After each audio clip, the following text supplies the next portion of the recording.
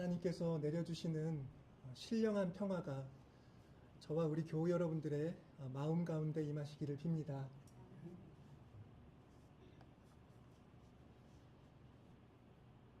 예수님께서 오늘 산상설교를 마치시고 산 아래로 내려오셨습니다. 그때 많은 무리가 예수님을 따라왔습니다. 아마도 계속해서 예수님의 곁에서 말씀을 듣고 싶었기 때문일 것입니다. 그런데 한 나병 환자는 예수님 앞으로 나와 엎드리면서 자기를 깨끗하게 해달라고 치유를 간청했습니다. 이 나병 환자의 말은 조금 특별한데 그의 말에는 예수님에 대한 깊은 신뢰가 담겨 있었습니다. 그는 나를 깨끗하게 해주십시오 라고 단순하게 간청을 드리지 않고 주여 원하시면 저를 깨끗하게 하실 수 있나이다 라고 말씀을 드렸습니다. 그의 말을 듣고 예수님은 그의 몸에 손을 대시면서 그의 말을 그대로 받아서 대답하셨습니다. 내가 원하노니 깨끗함을 받으라 라고 하신 것입니다. 원한다라는 말이 똑같이 쓰였습니다. 원하시면 저를 깨끗하게 하실 수 있습니다. 내가 원한다. 깨끗함을 받아라. 이 말로 이 두 분의 대화가 완전히 맞물려 있다는 것을 우리는 보게 됩니다. 그 나병 환자는 그렇게 자신이 원한 대로 또한 예수님이 원하신 대로 나병으로부터 깨끗해졌습니다. 산상설교가 끝난 후에 첫 번째로 있었던 일이 이와 같은 이 나병 환자의 치유였다는 것에 어떤 의미가 있을까요? 말씀은 곧장 이어지는데 가버나움에 들어가신 예수님께서 한 로마 백부장을 만나게 되신 일입니다. 그는 자기 하인 가운데 중풍병을 앓는 이를 위해서 예수님을 찾아와서 그 하인을 고쳐달라고 간청을 드렸습니다. 예수님은 그의 간청을 받자마자 내가 가서 고쳐주겠다라고 말씀하셨습니다. 그런데 백부장은 예수님이 오실 길을 안내하지 않고 오히려 예수님을 만류하면서 이렇게 말씀을 드렸습니다. 주여 내 집에 들어오심을 나는 감당하지 못하겠사오니 다만 말씀으로만 하옵소서.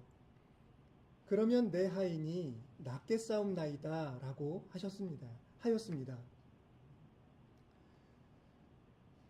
그리고 나서 그는 군인으로서 자기가 명령하면 복종하는 그 경험의 터에서 주님이 말씀만 하셔도 그 종은 나을 수 있다라는 그런 자기만의 믿음을 고백합니다. 예수님은 그의 모습을 보고 또 그가 하는 말을 들으면서 매우 놀라워하셨다라고 본문은 말해주고 있습니다. 사실 이 백부장은 로마의 장교, 점령군 장교로서 예수님을 불러오도록 명령을 할 수도 있었습니다. 부하도 많고 하인도 거느리는 권세가 있는 사람이었기 때문입니다. 그럼에도 그는 예수님을 찾아왔고 그 말씀 속에서는 그 권력 관계를 뒤집어서 마치 주님이 명령하시면 자기도 듣고 자기 아래에 있는 하인도 듣는다고 그렇게 말씀만 해달라고 명령만 내려달라고 예수님께 간청을 드렸던 것입니다. 여기에는 이 백부장의 사려 깊은 배려가 있습니다. 유대인들은 기본적으로 로마 사람들과 잘 상종하려 하지 않고 더군다나 로마의 군인의 집에 출입할 수는 없습니다. 정결법 때문이지요. 만약에 예수님이 이 로마군 백부장의 집에 갔다면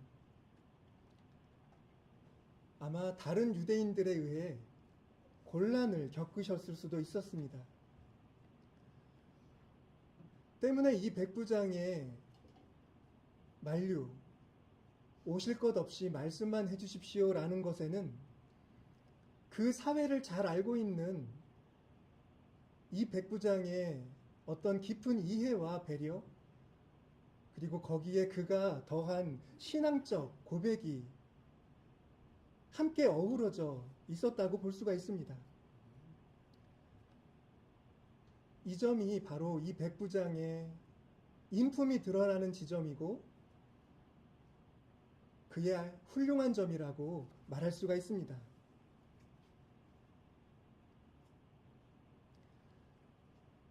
그런데 그 다음에 예수님이 하신 말씀은 단지 그 백부장만을 향해서 하신 것이 아니었습니다. 예수님은 당신을 따르는 자들에게 말씀을 하셨습니다. 그것은 산상설교 이후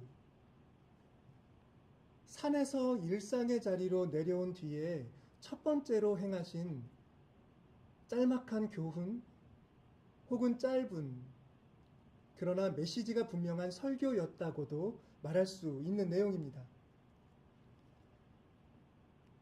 내가 진실로 너희에게 이르노니 이스라엘 중 아무에게서도 이만한 믿음을 보지 못하였노라. 또 너희에게 이르노니 동서로부터 많은 사람이 이르러 아브라함과 이삭과 야곱과 함께 천국에 앉으려니와 그 나라의 본 자손들은 바깥 어두운 데 쫓겨나 거기서 울며 이를 갈게 되리라 라고 이스라엘 사람들이 듣기에는 다소 충격을 주는 그런 말씀을 하신 것입니다. 여기에는 이 백부장에 대한 칭찬이 기본적으로 담겨 있으면서 동시에 이스라엘 백성들을 향한 어떤 성찰케 하는 그런 메시지가 함께 담겨져 있습니다. 도대체 이 시점에 예수님이 왜 백부장의 믿음을 칭찬하는 것을 넘어 이스라엘 백성들에게 정신이 번쩍 들 만한 이런 무서운 메시지를 주셨을까? 그 점을 우리가 헤아려 볼 필요가 있습니다. 이 백부장은 자기 하인의 중풍병을 고쳐주기 위해 사실은 엄청난 사회적 장애물들을 뛰어넘고 있습니다. 당시 제도 하에서는 하인들, 정확하게 말하면 노예들은 그냥 재산으로 취급되고 있었습니다. 노예 한 사람이 아프다고 해서 이 백부장처럼 그 아픔을 어떻게 낫게 해줄까 심각하게 고민하는 사람 많이 있었겠지만 그렇게 흔한 것도 아니었습니다. 특히 명예를 중시하는 로마의 문화, 자기 부하들, 로마 군인들이 바라보고 있는 이 백부장은 뭔가 군인다운 로마 문화가 요구하는 그런 군인의 모습을 지켜야 할 필요도 있었습니다. 아픈 하인을 위해 한 유대인을 찾아가서 그렇게 간청하는 모습을 만약 그의 부하들이 보았다면 불만을 갖는 이들이 분명히 있었을 겁니다. 이 백부장이 그걸 모르지 않으면서도 그런 것을 다 감당할 각오를 하고서 그는 예수님을 찾아가서 이렇게 깍듯이 예수님을 높이고 머리를 숙여 자기 하인을 치유해 달라고 간구를 드렸던 것입니다. 그에게는 자신의 체면을 차리는 것보다 하인을 살리는 것이 더 중요한 그런 일이었기 때문이었습니다. 그런데 앞서 살펴본 나병 환자의 경우에도 그가 예수님 앞으로 나오는 데에는 그를 가로막는 장애물이 있었습니다. 바로 율법입니다. 율법은 나병 환자가 마음대로 자기가 가고 싶은 곳에 가지 못하게 했습니다. 일정한 지역을 정해주어서 병을 앓는 동안에는 그 구역을 함부로 벗어나지 못하도록 엄격하게 통제를 했던 것입니다. 그러니까 다시 말씀을 드리면 그 나병 환자는 율법이 자신에게 부과한 경계선을 넘어서 예수님과 무리들 사이에 끼어들었던 것입니다. 그것은 강한 제재를 받을 수 있는 행동이었습니다.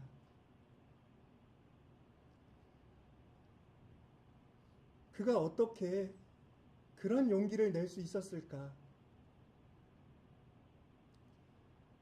자신이 거리를 지나다니는 것을 보기만 해도 사람들이 당장 그를 막아서려고 할 텐데 어떻게 그런 일을 다 내다보면서도 예수님 바로 앞까지 나와서 엎드릴 수 있었을까?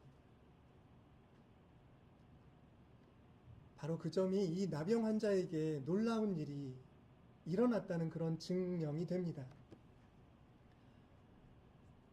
사실 율법의 통제보다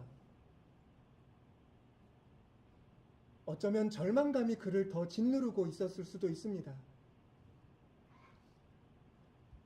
당시에는 나병은 고칠 수 없는 병이었습니다. 나은 사람이 있어도 그것이 어떻게 나았는지 사람들은 알지 못했습니다. 그래서 사람들은 전설 같은 것을 믿고 마치 어떤 우물처럼 그곳에 가면 먼저 들어간 사람이 나음을 받는다, 이런 식의 신비적인 그런 치유의 기적을 기대하고 있었던 시절입니다. 그런데 이 나병 환자에게는 어떤 새로운 생각이 찾아왔던 것입니다. 그건 앞서 말씀드린 것처럼 예수님이 내가 깨끗해지기를 원하신다는 생각이었습니다. 저분이 그런 권능이 있으셔 그 정도가 아니라 저분은 내가 나병에서 깨끗해지기를 원하시고 계셔라는 한 차원 더 깊은 그런 새로운 생각이 그에게 찾아왔고 그는 그 생각을 붙잡고 예수님이 계신 곳으로 몸을 움직여 갔던 것입니다.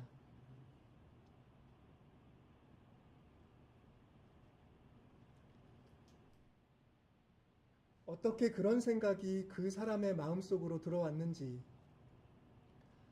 그리고 그 순간 그의 마음속에서 어떤 희망과 용기가 솟아나서 그로 하여금 예수님 앞으로 나아가게 했는지 우리는 그것을 다 헤아릴 수 없습니다. 그것은 정말로 엄청난 그런 사건이었습니다. 그러나 예수님은 그 나병 환자와 함께 당신 앞을 찾아왔던 이 백부장의 모습을 지켜보시면서 그런 믿음은 이스라엘 중에 볼 수 없는 것이었다라고 말씀을 하셨습니다. 그런 믿음뿐만 아니라 그런 믿음을 통한 희망, 그리고 용기, 그런 것들도 아울러 보기 어려웠다고 우리는 말해볼 수도 있을 것입니다. 그렇다면 이스라엘 중에서 그런 믿음 대신에 보였던 것은 무엇입니까? 그것은 그런 믿음을 질식시키는 무언가입니다. 사람들의 마음속에 어떤 소망이나 희망이 생겨도 그것을 따라 살지 못하게 하는 어떤 사람들의 율법주의, 냉소, 그리고 다른 사람 때문에 내가 피해받고 싶지 않다는 그런 생각이 이스라엘에는 있었던 것이지요. 그것이 이 나병 환자와 백부장이 보여주는 믿음과는 반대되는 그런 내용의 사실들일 것입니다. 이어지는 마태복음 본문에서도 계속 병자들이 등장을 합니다.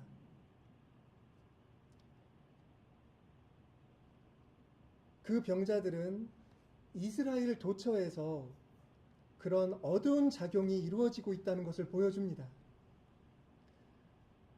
열병을 앓고 있던 시몬의 장모, 귀신 들려 고통받는 수많은 사람들,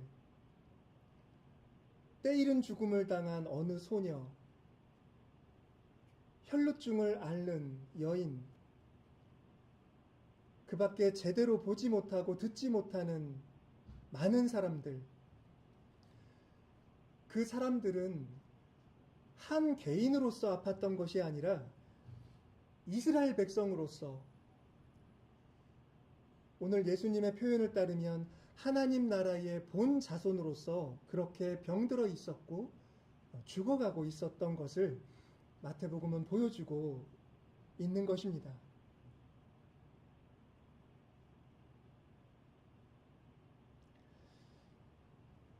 우리가 이사야서 첫째 장에서 읽게 되는 예언은 이스라엘이 오랫동안 그런 일을 겪어왔다는 것을 알려줍니다. 예언자는 이렇게 선포했습니다. 온 머리는 병들었고 온 마음은 피곤하였으며 발바닥에서 머리까지 성한 곳이 없이 상한 것과 터진 것과 새로 맞은 흔적뿐이거늘 그것을 짜며 싸매며 기름으로 부드럽게 함을 받지 못하였도다 라고 당시에 이스라엘 백성들의 삶의 그 속사를 그렇게 파악하고 그 안타까움을 말씀하고 있습니다.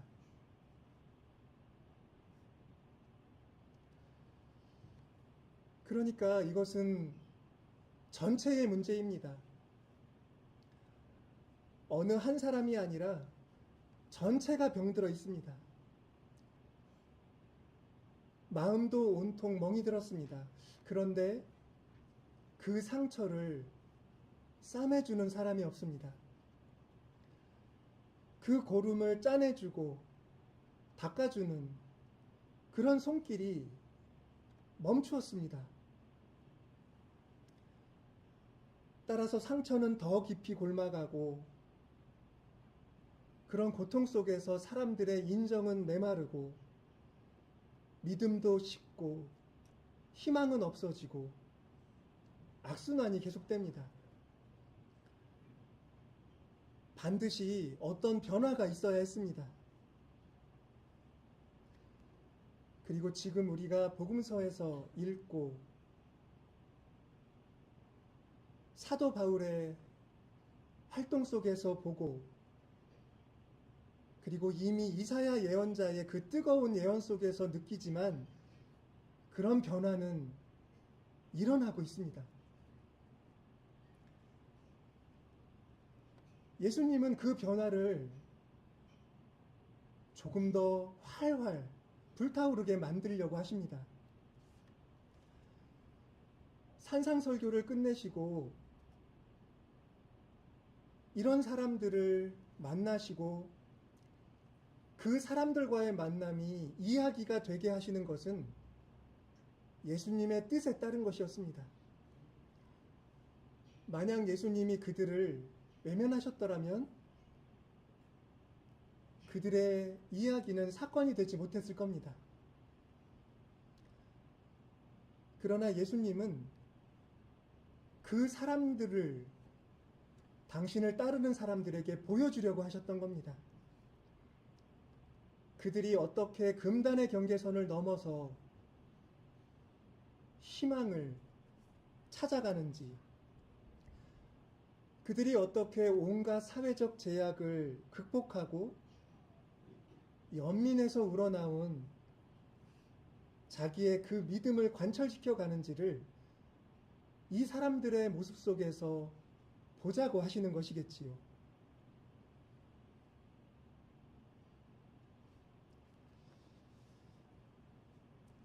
교우 여러분, 이런 말을 하는 분들이 있습니다. 하나님의 말씀은 두 가지가 있다는 말씀입니다. 하나는 우리가 읽는 이 성서입니다. 성서, 말씀의 책. 이 책이 하나님의 말씀입니다. 또 한 가지는 자연이라고 사람들은 많이들 얘기를 합니다.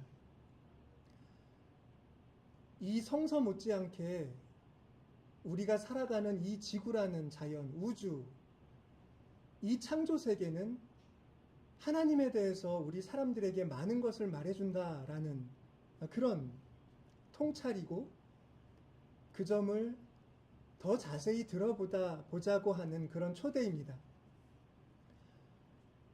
그런데 오늘 말씀 속에서 본다고 한다면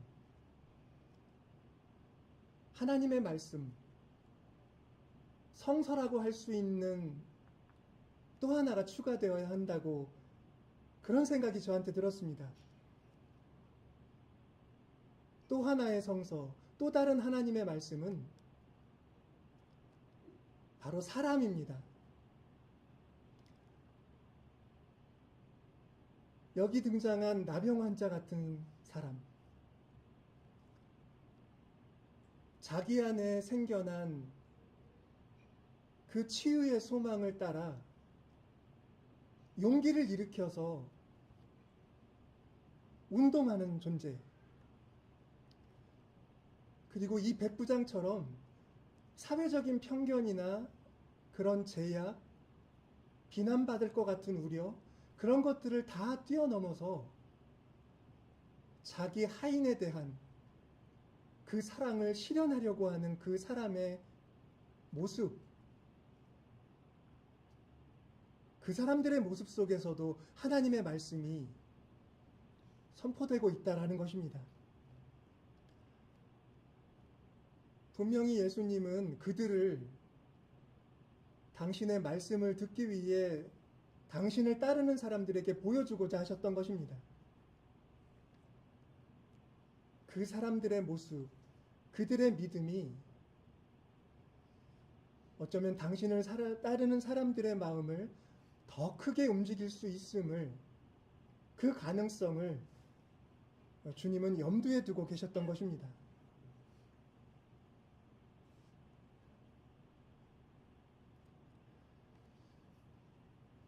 교우 여러분들께서는 사람을 어떻게 보고 계십니까? 그리고 지금 어떤 사람을 보고 계시고 그 사람이 우리 교우 여러분들에게 어떤 말씀 혹은 어떤 뜻을 주고 있다고 생각하십니까?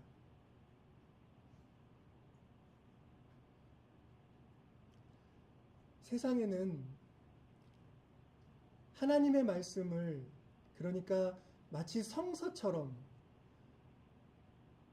우리들을 깨워 흔들며 성찰케 하며 우리를 하나님의 뜻 안에서 살게 만드는 사람들이 있습니다.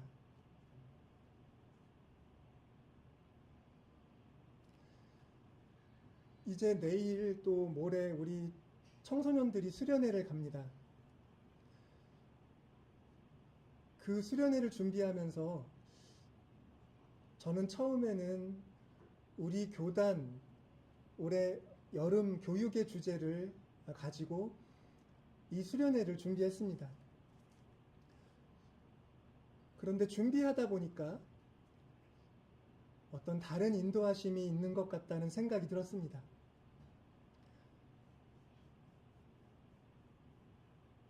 지지난주쯤에 저는 우연히 제인 구달이라는 한 동물 생태학자, 한 환경운동가의 모습을 영상으로 보게 됐습니다. 그는 약 9개월, 10개월 전에 이제 하늘나라로 가셨는데 그분이 살아계실 때 마지막이라고 하고 행했던 어떤 인터뷰였습니다. 그 인터뷰는 그분이 돌아가시면 세상에 공개하기로 약속되고 촬영이 된 것이었습니다.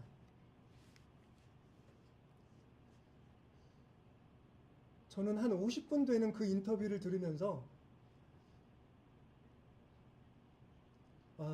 박수를 치고 또 눈물을 흘리면서 그분이 우리 시대를 향해 또 저를 향해 이렇게 전달하는 메시지에 대단히 고마워했습니다. 그분이 그런 말씀을 하십니다. 전쟁 때문에 또 코로나 같은 위기 때문에 기후 위기 때문에 모든 사람들이 힘들고 또 희망이 꺾이는 상황에 있다라고 합니다. 그러나 그 상황, 그 어둠을 계속 지켜보면서도 당신에게 힘이 되는 것이 있다면 이와 같은 어두운 현실 속에서도 희망을 가지고 그 상황을 바꿔보려고 할 수 있는 일을 하는 사람들이 존재한다는 것. 그 움직이는, 운동하는 사람들이 자신을 붙들어준다는 그런 고백을 합니다. 저는 그 말씀을 영상과 또 책으로 보면서 바로 당신이 나를 잡아주고 있다라는 그런 혼잣말을 그분에게 했습니다. 그래서 저는 이번 수련회 때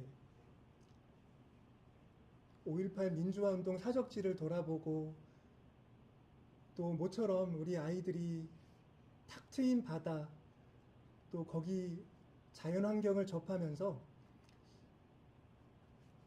그 제인 구달의 삶과 그 권고에 대해서도 그 뜻에 대해서도 우리 학생들과 좀 나누면 좋겠다라는, 정말 좋겠다라는 그런 생각을 가지게 되었습니다.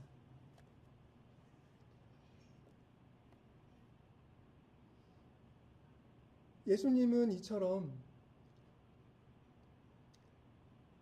사람을 지켜보게 하십니다. 많은 사람들 중에 우리에게 소망을 주고 희망을 일으켜주는 사람들을 주목하라고, 저 연약한 자가 어떤 믿음을 가지고 살아가는지,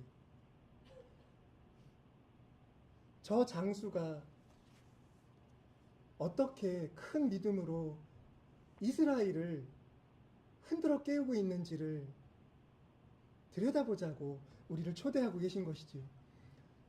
그리고 분명히 그런 사람들은 정말 많고 우리들 가운데에도 그런 분들은 존재하십니다. 교우 여러분, 저는 이런 말씀들을 통해 우리 교우 여러분들에게 이렇게 말씀으로 다가오는 성서와도 같은 인간을 주목해 보자고 말씀드리고 싶습니다. 단지 흥미를 끄는 일시적인 즐거움을 주는 그런 말을 해주는 사람이 아니라 우리에게 삶의 의미를 눈뜨게 해주고 삶의 의미에 눈을 뜨게 해주고 우리의 일상에 힘을 공급해주는 그런 분들을 가까이 하고 혹은 그런 분이 되어주시면서 우리를 둘러싸고 있는 어둠에 함께 맞서 나가보자고 바로 그런 말씀을 나누고 싶습니다. 기억하시기 바랍니다. 말씀은 세 가지입니다. 성서와 이 창조 세계와 그리고 바로 우리들 자신, 사람입니다. 이 말씀이 우리 교우 여러분들의 시야를 열어주고 또 삶의 의미를 깨우쳐 주시고 희망을 주셔서 그렇게 하나님의 은혜를 맛보고 나누게 하여 주시기를 간절히 기도합니다. 기도하겠습니다.